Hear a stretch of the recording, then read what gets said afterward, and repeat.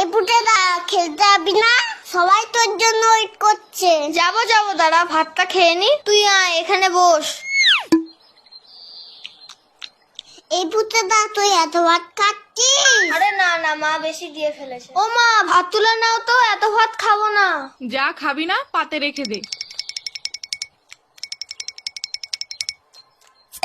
হ্যাঁ রে বাবান, তোদের বাড়িতে আজকে কি রান্না হয়েছে রে? মাংস মাংস। তাহলে পুটে আজ দুপুরে মাংস ভাত খেতে যাব বাবানের বাড়িতে, কি বলিস? কেন তোমাদের বাড়ির রান্না হয়নি?